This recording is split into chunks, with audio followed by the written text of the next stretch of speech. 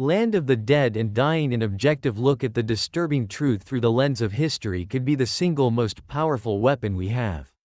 By absorbing the lessons of history, humanity can prevent further servitude and maintain its liberty for another day. The majority of people in the United States today are still technically free, but our enslavement and that of future generations is imminent. Political theater and the so-called free press manipulate and manage us. Both of these pernicious institutions purport to give us a choice but supply none. Most of our ideological and social quandaries are really charades that have already been acted out, yet continue undetected. The example of pre-Soviet Russia, a powerful European nobility, and its terrifying descent into a communist killing field should still be relevant today. The protagonist's motivations, predicaments, choices, and inevitable outcomes are all quite similar to today.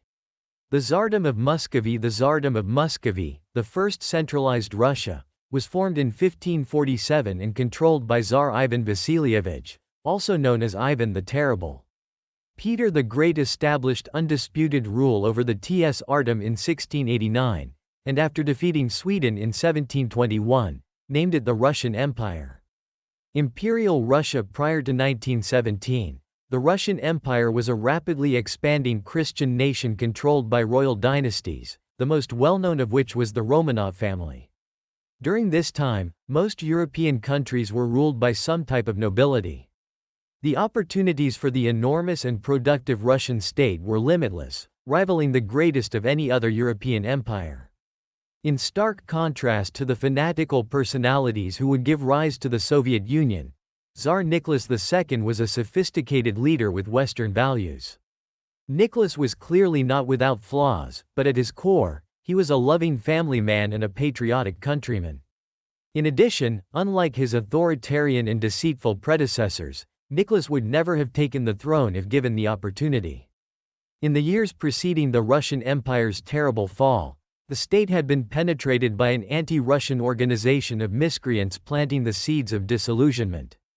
They falsely claimed to be revolutionaries fighting for the hard-working and underrepresented working class and its independence from the snobbish bourgeoisie. The revolutionaries promised independence from the tyrannical Tsar and peace, land, and bread, all of which were desired by the majority of citizens across Europe at the time. Bolsheviks, or death merchants, would finally consume the weak Russian Empire before excreting its grim replacement state, the Soviet Union. The haunting execution of the Romanovs on the night of July 16, 1918, following imprisonment and humiliating treatment, Nicholas and his family were ordered to dress quickly and convene in the cellar for a portrait. Nicholas, Alexandria, their 5 children Olga, Tatiana, Maria, Anastasia, and Alexei, along with the servants huddled closely to be photographed. At that moment Nicholas was informed of the execution and seconds after a group of cowardly Bolshevik assassins, led by Jew, Yakov Yurovsky, proceeded to unload hot lead into the whimpering and cornered family. The Nicholas's last words were, "What? And soon all but the Tsar, who received a blast through the skull, lay dying amidst the thick air of gun smoke. The children in Alexandria, who were badly injured but still alive, endured another 20 minutes of bayonets and rifle butts until their mangled bodies stopped moving. Alexei Romanov, who was only 13 at the time and a hemophiliac, had suffered a most agonizing and gruesome demise. After the frenzied and chaotic execution, the Romanov corpses would suffer a last humiliation by taking post-mortem abuse, being stripped of jewelry and clothes, and then doused in acid. There is a more comprehensive report of all the sadistic and disgusting treatment of the corpse on the internet, if you look in the right places. The accounts were unnecessarily disturbing and therefore omitted. The Soviet Union. The Bolshevik high ranks were not only thick disproportionately with Jews, but Lenin and Stalin, its 2 psychotic leaders, were Jewish as well. This issue has been buried beneath an insurmountable data dumps of chicanery or subterfuge, and that's what makes it both terrifying and relevant.